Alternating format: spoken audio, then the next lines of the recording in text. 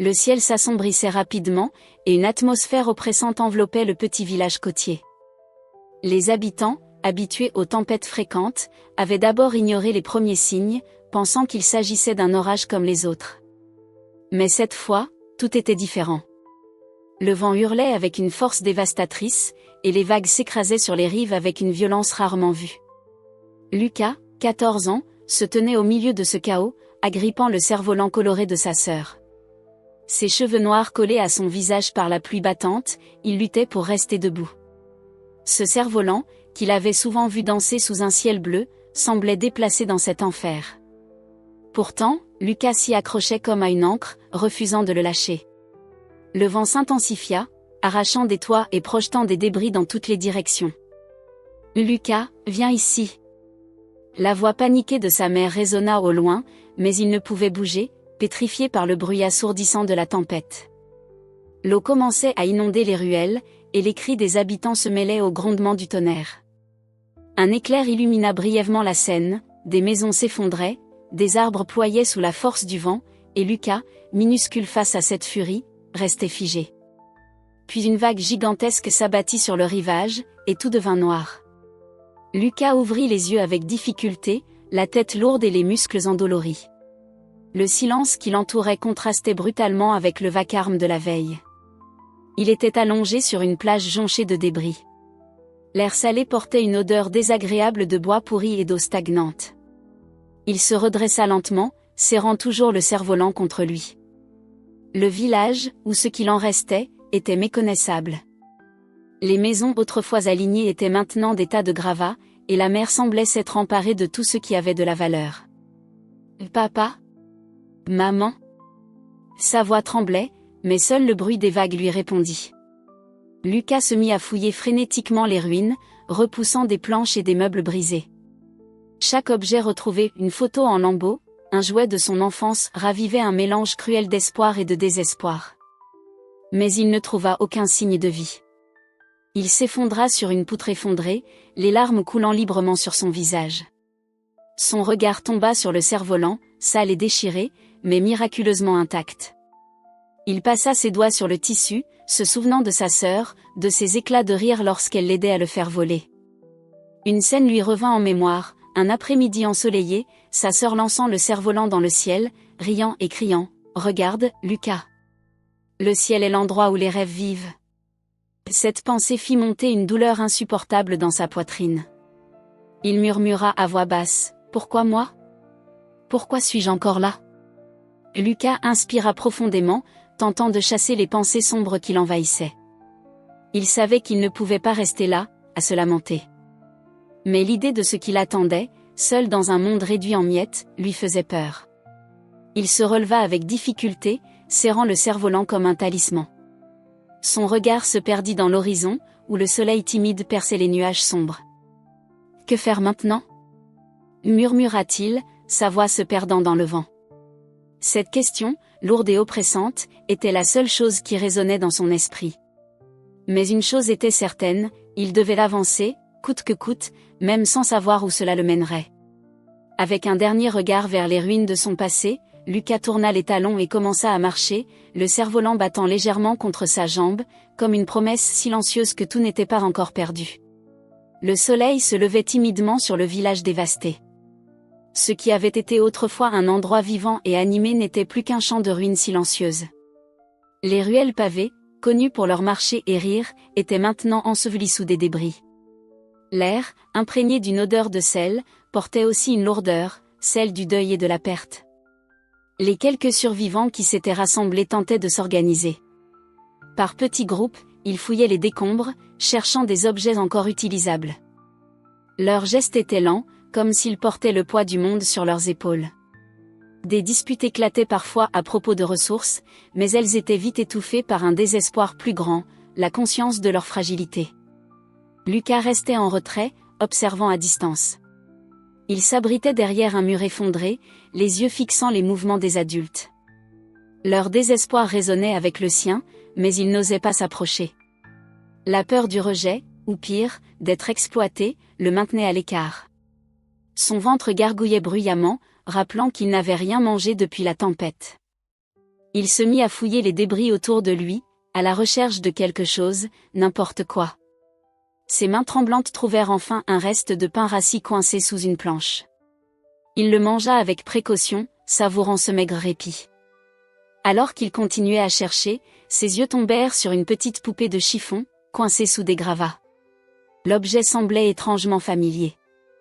Il se souvenait de sa sœur, tenant une poupée semblable, lui souriant pendant qu'ils jouaient ensemble dans leur maison.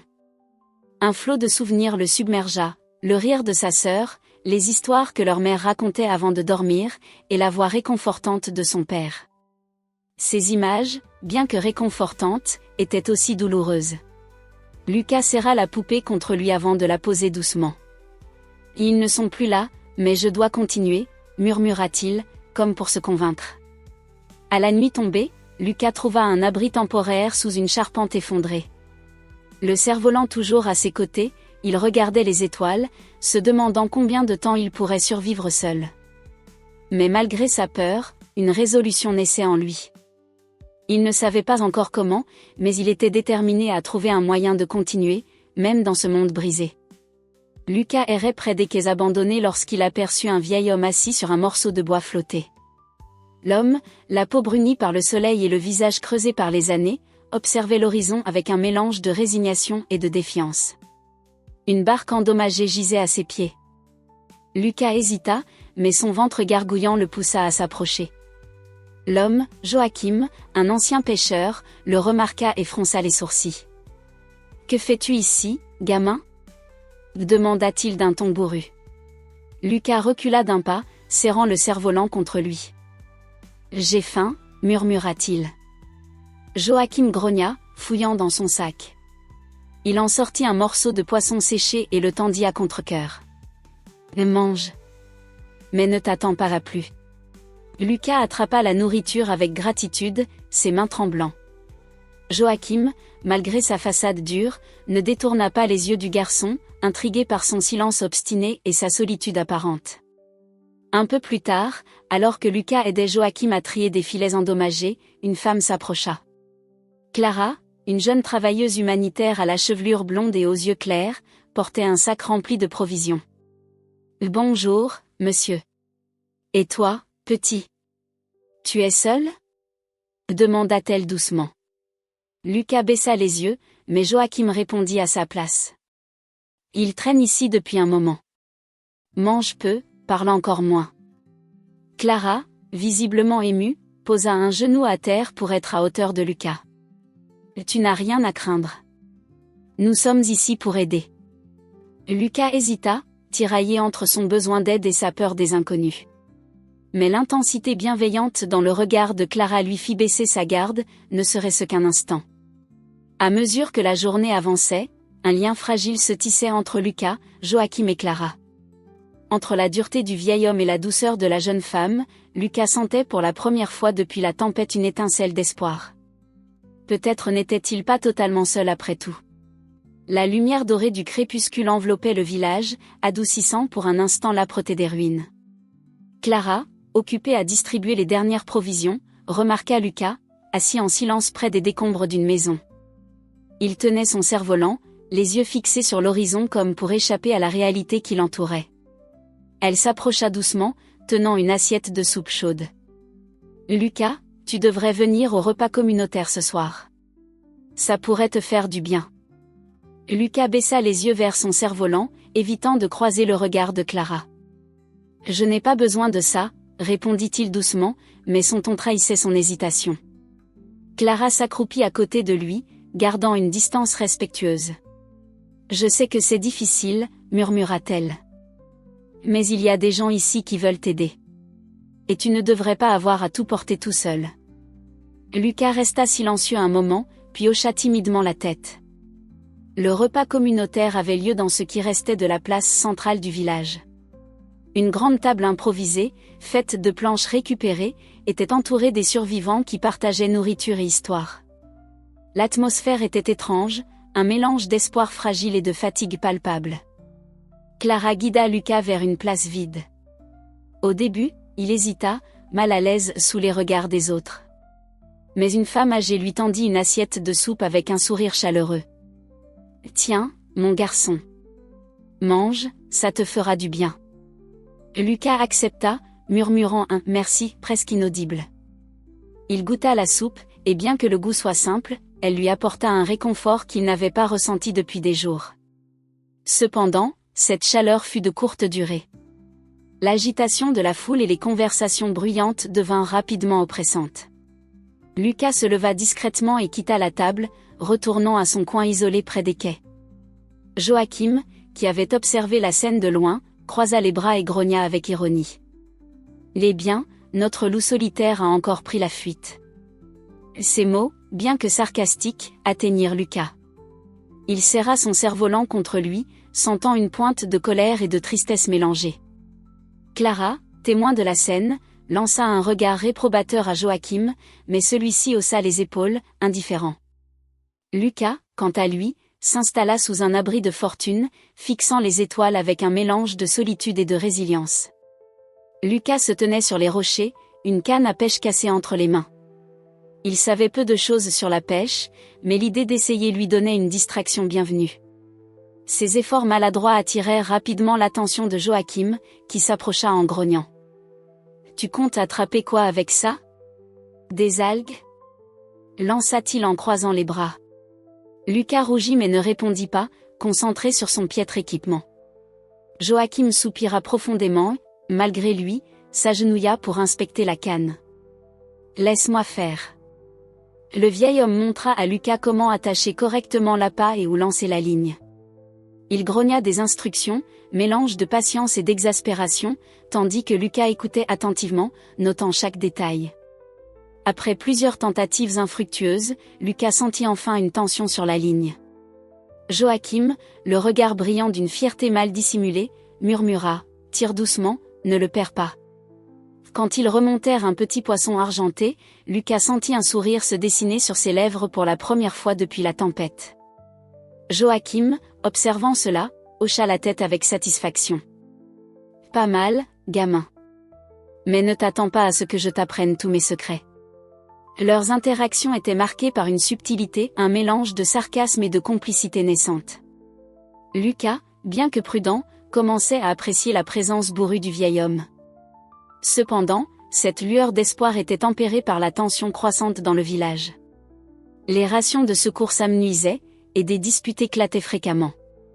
Lucas entendait les voix s'élever, des accusations fuser, des promesses non tenues semaient la discorde.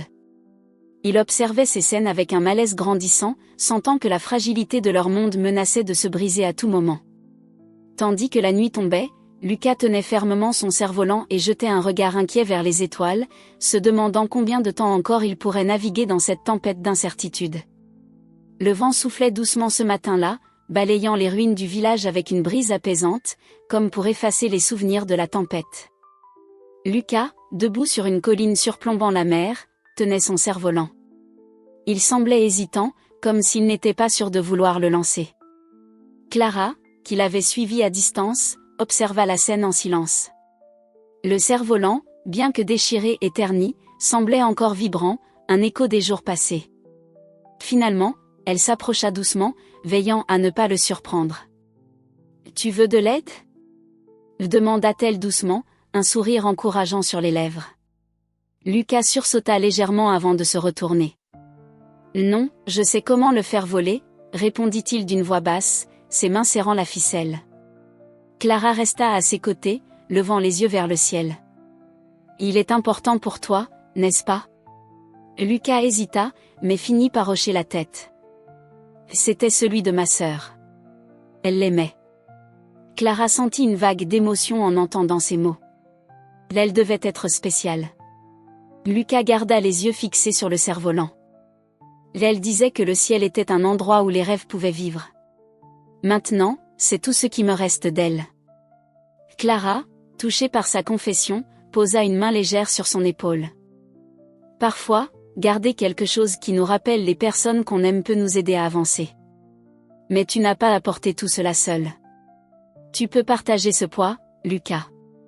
Lucas baissa la tête, refusant de répondre, et tira sur la ficelle pour ramener le cerf-volant. Clara comprit qu'elle ne devait pas insister et resta simplement à ses côtés. Plus bas, Près des quais, Joachim observait la scène de loin, les bras croisés. Ses yeux, habituellement durs et critiques, étaient adoucis par une émotion qu'il refusait de nommer. Le cerf-volant, flottant brièvement dans le vent, éveillait en lui des souvenirs qu'il avait tenté de repousser pendant des années. Il revoyait son propre fils, un garçon au rire éclatant, courir sur cette même colline avec un cerf-volant rouge. Une image vive d'un après-midi ensoleillé, avant que la mer ne prenne tout. Joachim détourna le regard, serrant les poings. Ce gamin ne sait pas ce qu'il fait, murmura-t-il pour lui-même, sa voix rauque trahissant sa douleur. Cependant, malgré ses efforts pour ignorer ce qu'il ressentait, Joachim savait que Lucas réveillait en lui quelque chose qu'il avait longtemps enfoui, un mélange de culpabilité, de tristesse et d'un étrange désir de protéger à nouveau. Le vent continua de souffler, emportant les pensées silencieuses de Clara, Lucas et Joachim, chacun luttant avec ses propres démons. Mais dans cet instant fragile, un lien invisible semblait commencer à se former entre eux. Les jours s'étiraient, et les tensions dans le village montaient inexorablement. Les provisions de secours étaient presque épuisées, et les disputes éclataient à tout instant. Des cris résonnaient dans ce qui restait des ruelles, transformant les survivants en adversaires pour une boîte de conserve ou un morceau de pain dur. Lucas, comme à son habitude, évitait les groupes, préférant rester à distance. Cependant, un après-midi, il aperçut un jeune garçon, pas plus âgé que 6 ans, pleurant près d'un tas de débris. L'enfant tenait une pomme à moitié pourrie, que 2 adultes tentaient de lui arracher. Sans réfléchir, Lucas intervint. « Laissez-le tranquille !» cria-t-il, se plaçant devant le garçon. Les adultes, surpris par l'audace de ce garçon maigre, hésitèrent. « Qu'est-ce que tu comptes faire, toi ?» L'un d'eux lança, moqueur. Lucas serra les poings, le regard brûlant de détermination. « Ce n'est qu'un enfant. Vous avez honte ?» Son ton secoua les hommes, qui finirent par reculer, marmonnant des insultes avant de s'éloigner. Lucas se tourna vers le garçon, posant une main réconfortante sur son épaule. « Garde ta pomme. Tu en as plus besoin qu'eux. » Cet acte, bien que simple, révéla une force intérieure que Lucas ignorait posséder.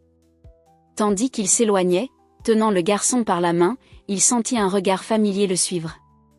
Joachim, appuyé contre un mur effondré, hocha doucement la tête, comme s'il reconnaissait quelque chose en Lucas qu'il respectait profondément. Plus tard, Joachim invita Lucas à une sortie en mer. « Si tu veux apprendre à survivre, viens. La mer ne donne rien sans qu'on le lui arrache. » Le bateau branlant de Joachim, rafistolé à la hâte, semblait un piètre refuge, mais Lucas accepta. Pendant qu'ils attendaient que les filets se remplissent, Joachim se mit à raconter des histoires. Des récits de tempêtes passées, de poissons si gros qu'ils semblaient irréels, et d'un temps où le village bourdonnait de vie. Lucas écoutait, fasciné. Pour chaque anecdote, Joachim ajoutait une pointe d'humour, souvent à ses propres dépens, arrachant même quelques rires à Lucas. Une complicité naissait, fragile mais sincère. Quand ils remontèrent un filet rempli de poissons argentés, Joachim se permit un sourire rare. « Pas mal pour une première fois, gamin. Peut-être que tu apprendras encore quelque chose avec moi. » Lucas, touché par ce compliment implicite, répondit avec un sourire timide.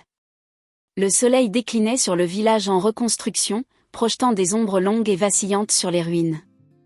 Clara, les bras chargés de provisions, traversait la place centrale, observant les survivants travailler ensemble pour reconstruire ce qui pouvait l'être. Son regard s'attarda sur Lucas et Joachim, occupés à réparer un toit. Lucas se concentrait sur son travail, suivant les instructions de Joachim avec précision.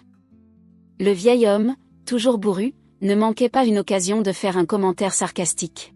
« Si tu veux que ça tienne, gamin, serre ce clou comme si ta vie en dépendait. » Lucas grogna, mais un léger sourire trahissait son amusement. Il appréciait ces moments, bien que Joachim ne le montre pas explicitement, ils partageaient une complicité naissante. Plus tard, alors que Clara distribuait des rations, elle trouva Joachim assis sur un tabouret près des quais, les yeux fixés sur l'horizon. Elle s'approcha, posant une caisse à ses pieds. « Joachim, tu fais du bon travail avec Lucas. Il commence à s'ouvrir. » Joachim haussa les épaules, évitant son regard. « Il s'en sortira. » Ce gamin est plus dur qu'il n'en a l'air. Clara fronça les sourcils, s'asseyant sur une caisse près de lui. Ce n'est pas qu'une question de force, Joachim. Il a besoin de savoir qu'il n'est pas seul. Que quelqu'un est là pour lui. Joachim soupira, son regard s'assombrissant. J'ai déjà essayé d'être là pour quelqu'un. Et tu sais quoi? Ça ne mène qu'à la douleur. Clara le fixa, son ton devenant plus ferme. Ce n'est pas juste pour Lucas, et ce n'est pas juste pour toi. Tu te punis pour ce qui est arrivé dans le passé, mais ça ne change rien. Tu peux encore faire une différence. Joachim, visiblement ébranlé par ces paroles, garda le silence. Mais ses traits trahissaient un combat intérieur. De son côté, Lucas, assis près de la plage, jouait distraitement avec une ficelle de son cerf-volant. Il avait remarqué la distance que Joachim imposait parfois, et cela le perturbait. Malgré les moments de complicité, une part de lui sentait que Joachim portait un poids qu'il refusait de partager. Pourquoi il agit comme ça? Murmura Lucas à voix basse, les yeux fixés sur les vagues. Bien qu'il n'en parlât pas, il ressentait une connexion avec Joachim, une compréhension tacite de la douleur et des pertes. Mais cette barrière invisible entre eux le laissait perplexe, le forçant à se demander si leur lien était aussi fort qu'il l'espérait. Alors que la nuit tombait, le village se plongea dans un calme relatif, mais une tension persistante restait palpable. Clara, Joachim et Lucas, chacun à leur manière, portaient des blessures non cicatrisées. Mais au milieu de cette incertitude, une lueur d'espoir continuait de briller, fragile mais persistante, promettant un futur où ces liens pourraient enfin s'épanouir. Le ciel s'assombrissait à nouveau, annonçant une soirée froide et pesante. Lucas, assis non loin des quais, observait les vagues s'écraser contre les rochers. Il avait pris l'habitude de se réfugier ici, loin du village, là où le silence lui permettait de réfléchir. Mais ce soir-là, des voix attiraient son attention. Clara et Joachim discutaient près d'une cabane. Leur ton n'était pas agressif, mais l'intensité de leurs échanges le poussa à se rapprocher discrètement, se cachant derrière un amas de bois flotté pour ne pas être vu. « Joachim, tu ne peux pas rester aussi distant, » disait Clara, sa voix teintée de frustration. « Lucas s'attache à toi, et il a besoin de ton soutien. Tu ne vois pas à quel point il essaie ?» Joachim grogna, croisant les bras. « Ce gamin n'a pas besoin de moi. Il est plus fort que tu ne le crois. Il survivra, comme il l'a toujours fait. » Clara secoua la tête, exaspérée. « Ce n'est pas qu'une question de survie, Joachim. Il a besoin d'un guide, d'une présence. Si tu continues comme ça, tu vas le perdre. » Joachim détourna le regard, son visage se fermant. « Tu ne comprends pas, Clara. S'attacher à quelqu'un, c'est prendre le risque de le perdre. Je ne veux plus revivre ça. » Ces mots frappèrent Lucas comme une vague glacée. Tout ce qu'ils avaient partagé, tous ces moments qui semblaient sincères, lui paraissaient maintenant vides de sens. Sa gorge se serra, et avant même que Clara ou Joachim ne le remarquent, il tourna les talons et s'éloigna rapidement. Lucas trouva refuge dans un coin isolé près de la plage. Ses pensées tourbillonnaient, un mélange de colère et de tristesse. Il serra son cerf-volant contre lui, comme pour se rassurer, mais cette fois, le geste n'apaisa pas sa douleur. « Pourquoi je pensais que ça pouvait être différent ?» murmura-t-il, sa voix tremblant d'émotion. Il repensait à chaque interaction avec Joachim, chaque conseil, chaque rire partagé. Tout cela lui semblait maintenant faux, une façade derrière laquelle Joachim se cachait pour éviter de s'impliquer réellement. Pendant ce temps, Joachim restait seul près des quais, fixant l'horizon sombre. Les mots de Clara résonnaient en lui, creusant un trou qu'il tentait de combler avec son habituelle façade bourrue. « Tu es un idiot, Joachim » murmura-t-il pour lui-même, son ton empreint de regret. Il savait qu'il avait blessé Lucas, même sans le vouloir.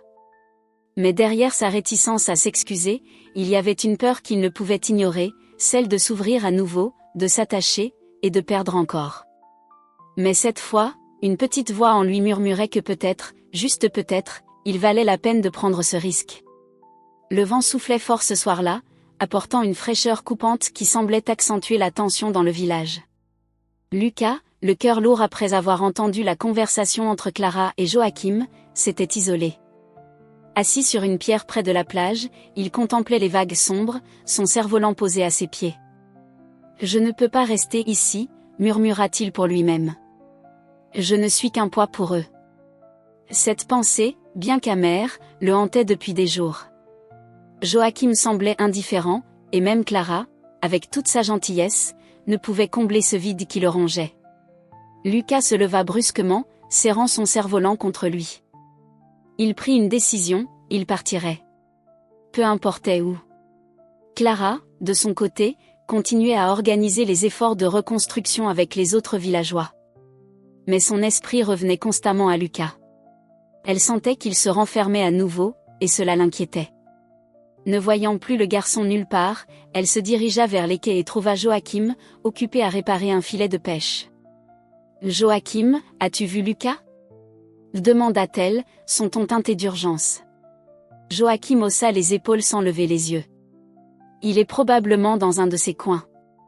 Ce gamin aime être seul. » Clara fronça les sourcils, son regard se durcissant. « Et tu trouves ça normal ? Joachim, il s'éloigne de plus en plus. Il a besoin de toi. » Le vieil homme grogna, comme s'il cherchait à ignorer ce qu'il savait déjà. « Il s'en sortira. Il n'a pas besoin de moi pour ça. » Clara secoua la tête, exaspérée. « Tu continues de fuir, Joachim. Pas seulement lui, mais toi-même.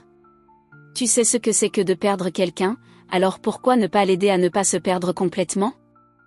Joachim resta silencieux, mais les mots de Clara le touchèrent plus qu'il ne voulait l'admettre. Pendant ce temps, Lucas avançait le long de la plage, son regard fixé sur l'horizon. Le vent s'intensifiait, annonçant une nouvelle tempête. Les nuages noirs s'amoncelaient, mais Lucas n'y prêta pas attention. Alors qu'il atteignait une crique isolée, une rafale de vent soudaine faillit lui arracher le cerf-volant des mains. Il s'arrêta, son souffle court, et leva les yeux vers le ciel. « Peut-être que c'est mieux comme ça », murmura-t-il, le cœur lourd. Au village, Joachim, inquiet malgré lui, attrapa son manteau et sortit à la recherche de Lucas. Les paroles de Clara résonnaient encore dans sa tête, mêlées à un sentiment croissant de culpabilité. Il le trouva enfin, debout près de l'eau, le cerf-volant vibrant dans le vent. « Lucas !»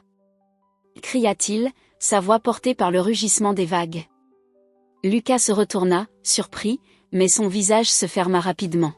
« Pourquoi tu es là ? Tu ne veux pas que je reste, alors laisse-moi partir. » Joachim s'approcha, luttant contre le vent. « Tu crois que partir résoudra quoi que ce soit ? Tu es plus fort que ça, Lucas. Mais tu ne peux pas continuer seul. » Lucas serra les poings, les yeux brillants de colère et de douleur. « Pourquoi ça t'intéresse ? Tu as dit toi-même que c'était mieux de ne pas s'attacher. » Ces mots frappèrent Joachim de plein fouet, mais il ne recula pas. Il savait qu'il devait affronter cette confrontation pour ne pas perdre le garçon. Le vent hurlait autour d'eux, mais une autre tempête, plus profonde, faisait rage dans leur cœur. Lucas se tenait face à la mer, les vagues s'écrasant contre les rochers avec une violence croissante. Joachim s'approcha lentement, évitant de brusquer le garçon. « Tu penses vraiment que partir te rendra plus fort ? » lança-t-il, la voix tremblante d'émotion. Lucas se retourna, ses yeux lançant des éclairs. « Au moins, je serai seul, comme tu le veux. » Le vent emportait leurs mots, mais l'intensité dans leur voix traversait le chaos. Joachim fit un pas en avant, ses mains serrées. « Tu crois que c'est facile pour moi ? De voir quelqu'un comme toi, quelqu'un que je respecte, et de savoir que je pourrais encore perdre ?» Lucas resta figé, surpris par l'émotion dans la voix de Joachim. « Perdre quoi ? Tu ne tiens à rien. » Joachim laissa échapper un rire amer. « Tu n'as aucune idée.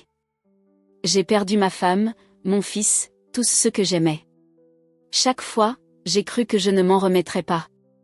Alors oui, je mets des murs. Parce que c'est plus facile que de sentir ce vide encore une fois. » Les mots frappèrent Lucas comme une vague glacée. Il baissa les yeux, son propre vide résonnant avec celui de Joachim. « Alors pourquoi tu t'embêtes encore avec moi ? » murmura-t-il. Joachim s'agenouilla devant lui, sa voix plus douce. « Parce que tu es plus fort que tu ne le crois. Parce que, malgré tout ce que j'ai vécu, je refuse de te laisser tomber. » Un long silence s'installa, seulement interrompu par le rugissement des vagues. Lucas, bien qu'encore méfiant, sentit une fissure dans son mur de colère. Joachim, malgré ses imperfections, semblait sincère. « Je ne sais pas si je peux te faire confiance, » avoua Lucas, sa voix brisée. « Je ne te demande pas de me faire confiance maintenant, » répondit Joachim. « Mais donne-moi une chance de te prouver que je suis là. » La tempête atteignait son paroxysme, mais entre eux, un fragile équilibre commençait à naître. Tandis que le vent hurlait autour d'eux, une lumière douce semblait percer à travers l'obscurité. La tempête s'intensifiait à chaque minute, transformant le ciel en une mer de noirceur striée d'éclairs. Le vent hurlait, arrachant tout sur son passage, tandis que la pluie s'abattait avec une violence assourdissante. Joachim et Lucas, trempés jusqu'aux os, luttaient pour avancer sur le sentier escarpé. « Par ici !» cria Joachim, sa voix à peine audible dans le vacarme. Il désignait une vieille cabane de pêcheurs à moitié effondrée, leur seule chance de se mettre à l'abri. Une fois à l'intérieur, ils refermèrent la porte branlante, leur corps tremblant de froid et de fatigue. Lucas s'assit dans un coin, le cerf-volant serré contre lui, tandis que Joachim allumait une lampe à huile récupérée dans les décombres. Une lumière vacillante illumina l'espace exigu, révélant leurs visages marqués par l'épuisement. Un silence pesant s'installa, seulement interrompu par le grondement de la tempête. Joachim, assis non loin, regarda Lucas, dont le regard était fixé sur le sol. « Tu comptes rester muet encore longtemps ?» lança-t-il, sa voix bourrue, mais pas aussi dure qu'à l'habitude. Lucas releva à peine les yeux. « Pourquoi tu es venu me chercher ? Tu as dit que c'était mieux de ne pas s'attacher. » Ces mots frappèrent Joachim en plein cœur. Il passa une main sur son visage fatigué, cherchant les mots justes. « L'écoute, gamin. Je n'ai jamais été doué pour dire ce que je ressens. Mais je suis venu parce que je refuse de te perdre. » Lucas haussa les épaules, un mélange de colère et de tristesse dans les yeux. « Pourquoi ? Tu t'en fiches. » Joachim serra les poings, sa voix tremblant légèrement. « C'est faux. Je m'en fiche pas, Lucas. Mais parfois, c'est plus facile de prétendre. » Il s'arrêta, fixant la lampe comme pour se donner du courage. « J'ai perdu mon fils dans une tempête comme celle-ci. Il était jeune, imprudent, et moi, je pensais que je pouvais le protéger de tout. Mais j'ai échoué. » Lucas releva la tête, surpris par cette confession. Joachim continua, sa voix brisée. « Depuis ce jour, j'ai cru que si je ne m'attachais à personne, je ne ressentirais plus jamais cette douleur. Mais je vois maintenant que j'avais tort. » Le silence tomba à nouveau, seulement interrompu par les gouttes de pluie martelant le toit. Lucas, les mains tremblantes, murmura enfin, « Je comprends ce que tu ressens. » Joachim leva les yeux, surpris. « Ma sœur. » Lucas inspira profondément, sa voix brisée par l'émotion. « Elle était avec moi avant la tempête. Elle m'a donné ce cerf-volant pour que je le garde toujours près de moi. Mais je n'ai pas pu la sauver. Je me suis enfui. » Il serra le cerf-volant contre lui, les larmes roulant sur ses joues. « Je suis en vie, et eux non. Pourquoi ? Pourquoi c'est moi qui ai survécu ?» Joachim, pour la première fois, se leva et s'approcha. Il posa une main ferme sur l'épaule de Lucas. « Ce n'est pas ta faute, gamin. Ce genre de choses, personne ne peut les contrôler. Mais tu es là. Tu es vivant, et ça veut dire quelque chose. » Lucas releva lentement les yeux, cherchant une lueur de vérité dans les paroles de Joachim. « Tu crois vraiment ? » demanda-t-il doucement. Joachim hocha la tête. « Oui. Mais tu dois arrêter de te punir. Tu peux honorer leur mémoire en vivant, pas en te cachant. » Un éclair illumina la pièce, et dans cette lumière fugace, une compréhension mutuelle sembla passer entre eux. Alors que la tempête commençait à faiblir, Lucas sentit une partie de son poids émotionnel s'alléger. Il n'était plus seul dans sa douleur. Joachim, malgré ses propres blessures, était là, prêt à le guider.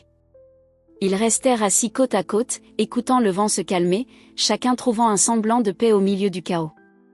Le ciel s'éclaircissait à mesure que la tempête se dissipait, laissant derrière elle un paysage transformé. Le village, bien que toujours marqué par la destruction, semblait respirer à nouveau. Les rayons du soleil perçaient timidement les nuages, projetant une lumière douce sur les ruines. Dans la cabane de pêcheurs, Joachim et Lucas se réveillaient lentement. Le vent, qui avait hurlé toute la nuit, s'était apaisé, et le silence nouveau était presque perturbant. Lucas, encore emmitouflé dans une couverture, observait Joachim préparer leurs affaires. « On devrait retourner au village, » dit Joachim, sa voix rauque mais plus douce qu'à l'habitude. Lucas hocha la tête sans répondre, son regard se portant sur son cerf-volant, soigneusement posé à côté de lui. De retour au village, les survivants commençaient déjà à évaluer les dégâts. Clara, occupée à distribuer des provisions, aperçut Lucas et Joachim arriver ensemble. Elle esquissa un sourire de soulagement en les voyant. « Vous êtes en vie » dit-elle en s'approchant. « J'ai eu peur pour vous. » Joachim grogna légèrement, mais Lucas répondit avec un petit sourire timide. « On va bien. » Clara posa une main sur l'épaule de Lucas, le regardant avec douceur. « C'est bon de te revoir. » Lucas répondit par un hochement de tête, mais son attention était ailleurs. Il fixait Joachim, qui parlait avec un groupe d'hommes à propos des réparations des barques. Plus tard dans la journée, Lucas retourna sur la colline où il avait l'habitude de faire voler son cerf-volant. Cette fois, Joachim le suivit, portant un petit sac à la main. « Qu'est-ce que tu fais ici tout seul ?» demanda Joachim, posant son sac à terre. Lucas haussa les épaules. « J'avais besoin de réfléchir. » Joachim s'assit à côté de lui, sortant 2 morceaux de pain de son sac et en tendant un à Lucas. « La réflexion est mieux avec quelque chose dans l'estomac. » Lucas sourit légèrement, acceptant le pain. Ils restèrent silencieux un moment, regardant l'horizon où la mer brillait sous le soleil retrouvé. Finalement, Lucas brisa le silence. « Tu crois vraiment que je peux continuer ?» Joachim tourna la tête vers lui, le regard sérieux. « Oui, gamin. Tu es plus fort que tu ne le penses. Mais ça ne veut pas dire que tu dois le faire seul. » Lucas baissa les yeux vers son cerf-volant, ses doigts traçant distraitement les motifs sur le tissu usé.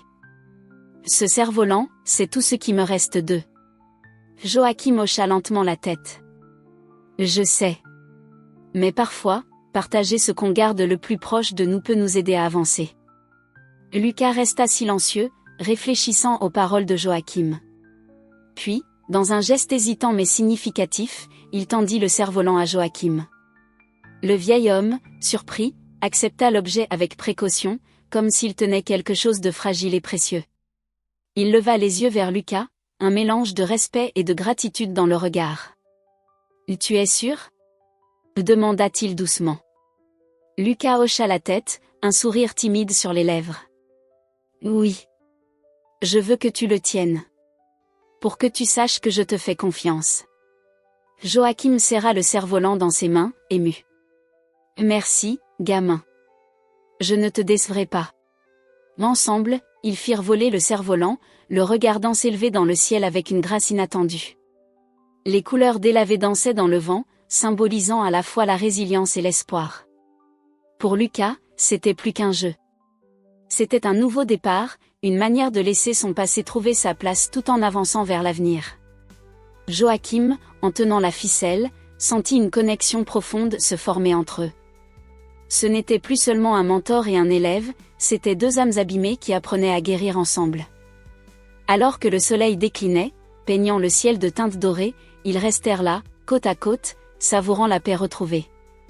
Le village, encore marqué par les cicatrices de la tempête, commençait doucement à reprendre vie. Les survivants, unis par la nécessité, travaillaient sans relâche pour reconstruire ce qui pouvait l'être.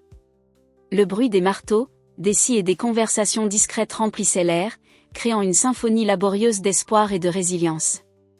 Lucas et Joachim étaient parmi les plus actifs. Sous la supervision de Clara, qui avait pris un rôle central dans l'organisation des efforts, ils réparaient une barque qui avait été lourdement endommagée par la tempête. « Passe-moi le clou » grogna Joachim en tendant la main vers Lucas. Lucas, concentré sur la tâche, lui tendit l'outil sans un mot. Mais Joachim, dans son style typique, ajouta « Tu sais, gamin, si tu continues à travailler comme ça, tu pourrais presque être un vrai pêcheur. Lucas leva les yeux, un sourire en coin sur le visage. Presque. Je suis déjà meilleur que toi. Clara, passant non loin, éclata de rire. Si vous deux vous concentriez autant sur le travail que sur vos pics, ce bateau serait déjà à l'eau. Les trois échangèrent un regard complice, et un moment léger illumina leur journée fatigante.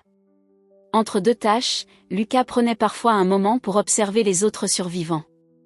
Il voyait des hommes et des femmes, fatigués mais déterminés, reconstruire leur maison, partager leur nourriture et soutenir ceux qui avaient le plus souffert. Pour la première fois depuis la tempête, Lucas ne se sentait plus un étranger. Il appartenait à ce groupe, à cette communauté. Les gamins, l'appela Joachim. Arrête de rêvasser et viens ici. Lucas se précipita vers lui, attrapant une planche de bois pour aider à fixer la dernière partie du bateau. Joachim, bien qu'habitué à cacher ses émotions, ne pouvait s'empêcher de sentir une fierté grandissante pour le garçon. « Bon travail », dit-il finalement, avec un sourire sincère. Lucas leva les yeux, surpris mais ravi. « Merci. » Plus tard, alors que le soleil déclinait, Clara rassembla les habitants pour discuter des prochaines étapes de la reconstruction. Elle parlait avec conviction et douceur, inspirant confiance à ceux qui l'écoutaient. « Nous avons encore beaucoup à faire, mais regardez autour de vous, » dit-elle, désignant les maisons en cours de réparation et les barques prêtes à être mises à l'eau. « Ce que nous faisons ici, c'est plus que reconstruire des murs. Nous reconstruisons une communauté, une famille. » Lucas, assis près de Joachim, écoutait attentivement. Ses yeux brillaient d'une nouvelle détermination. Il savait que ses efforts, aussi modestes soient-ils, faisaient partie de quelque chose de plus grand. La nuit tombée, Lucas et Joachim se retrouvèrent sur la colline où ils avaient fait voler le cerf-volant. La mer était calme, et les étoiles scintillaient dans le ciel clair. « Tu sais, Joachim, » dit Lucas après un long silence, « je ne pensais jamais pouvoir me sentir chez moi quelque part après ce qui s'est passé. Mais ici, avec toi, Clara, et tout le monde, c'est différent. » Joachim hocha la tête, son regard fixé sur l'horizon. « Ce n'est pas seulement l'endroit, gamin. C'est les gens. » Lucas sourit, un sourire sincère et plein d'espoir. Il savait qu'il avait encore un long chemin à parcourir, mais pour la première fois, il sentait qu'il n'était plus seul.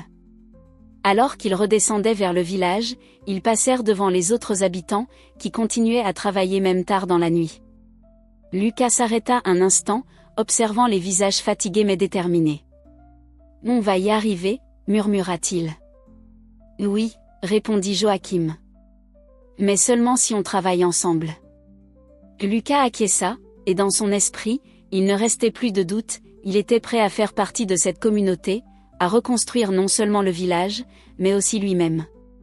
Le soleil se levait doucement sur le village, projetant des teintes dorées sur les maisons en reconstruction. Le calme de la matinée était ponctué par le bruit des vagues, une mélodie réconfortante après des jours de chaos et d'efforts intenses. Les survivants, malgré la fatigue, étaient déjà au travail, leur détermination animant chaque geste. Lucas et Joachim se tenaient au sommet de la colline, le cerf-volant soigneusement plié dans les mains du garçon. La brise matinale promettait des conditions idéales pour faire voler cet objet si précieux, mais Lucas semblait hésitant. « Tu attends quoi, gamin ?» demanda Joachim avec un sourire en coin. Lucas leva les yeux vers lui, un mélange d'excitation et de réflexion dans le regard. « Je veux que ce soit spécial, » répondit-il doucement. Joachim hocha la tête, comprenant l'importance de ce moment. « Alors faisons ça comme il faut. » Ils déplièrent le cerf-volant ensemble, Joachim vérifiant les nœuds et la solidité de la ficelle. Ses gestes étaient lents, presque cérémonieux, comme s'il manipulait un trésor. Lucas, de son côté, observait chaque mouvement, absorbant les détails avec une concentration silencieuse. « Prêt ?» demanda Joachim en se redressant. Lucas hocha la tête, un sourire timide éclairant son visage. Il recula de quelques pas, tenant fermement la ficelle, puis lança le cerf-volant dans le vent. Au début, l'objet vacilla, hésitant dans les courants d'air, mais bientôt il s'éleva avec grâce, dansant dans le ciel clair. Les couleurs délavées semblaient reprendre vie sous le soleil, traçant des motifs élégants dans l'air. « Regarde-le » murmura Lucas, ses yeux brillant d'une joie qu'il n'avait pas ressentie depuis longtemps. Joachim, les bras croisés, observait le cerf-volant avec un sourire discret. « Pas mal, gamin. »« Pas mal du tout. » Alors que le cerf-volant flottait paisiblement dans le ciel, Lucas s'assit sur l'herbe, tenant toujours la ficelle. Joachim le rejoignit, s'installant à côté de lui. « Ce cerf-volant, » commença Lucas, sa voix empreinte de nostalgie, « c'est tout ce qui me reste de ma sœur. Mais maintenant, je pense que ce n'est pas seulement un souvenir. C'est aussi une façon de me rappeler que je peux continuer. » Joachim hocha la tête, son regard fixé sur l'horizon. Parfois, les choses les plus simples portent les plus grands messages. Un silence complice s'installa entre eux, interrompu seulement par le bruit du vent et le doux claquement du cerf-volant. De retour au village, Clara supervisait les travaux avec son énergie habituelle. Elle remarqua Lucas et Joachim descendre de la colline, le cerf-volant toujours en main. Elle leur fit signe de venir. « Alors, le cerf-volant a survécu à un autre vol ?» demanda-t-elle en souriant. Lucas hocha la tête avec enthousiasme. « Oui, et il ira encore plus haut la prochaine fois. » Clara posa une main affectueuse sur son épaule. « Tout comme toi, Lucas. » Le garçon rougit légèrement mais ne détourna pas les yeux. Pour la première fois, il se sentait pleinement intégré à cette communauté. Dans les jours qui suivirent, Lucas et Joachim continuèrent à travailler ensemble, partageant des moments de complicité et d'apprentissage. Joachim enseignait à Lucas des techniques de pêche, de navigation, et même quelques astuces pour réparer des filets. Leur relation avait évolué, passant d'une simple tolérance à une véritable amitié. Joachim, bien qu'encore bourru par moments, montrait une affection sincère pour le garçon. Lucas, de son côté, s'ouvrait de plus en plus, trouvant dans cette dynamique un équilibre qu'il n'avait jamais connu auparavant. Un soir, alors que le village se rassemblait autour d'un feu pour partager un repas, Lucas prit la parole. « Je veux vous remercier, tous. Vous m'avez donné quelque chose que je pensais avoir perdu, un foyer. » Le silence tomba sur le groupe, et Clara, les yeux brillants, fut la première à applaudir. Les autres suivirent, leurs visages illuminés par la chaleur du feu et par l'émotion. Joachim, assis près de Lucas, murmura « Pas mal, gamin. Tu apprends vite. » Lucas sourit, un sourire sincère et plein d'espoir. Alors que la nuit avançait, Lucas regarda le ciel étoilé, le cerf-volant reposant à côté de lui. Il savait que son chemin n'était pas terminé, mais pour la première fois, il sentait qu'il était sur la bonne voie. Avec Joachim, Clara, et cette communauté, il avait trouvé non seulement un foyer, mais aussi une raison de continuer à avancer. Parfois, reconstruire sa vie semble aussi difficile que de traverser une tempête. Et vous, que feriez-vous si vous deviez repartir de zéro ? Partagez votre réflexion dans les commentaires, nous serions ravis de découvrir votre histoire. N'oubliez pas d'aimer cette vidéo et de vous abonner à la chaîne pour découvrir d'autres récits émouvants qui touchent le cœur.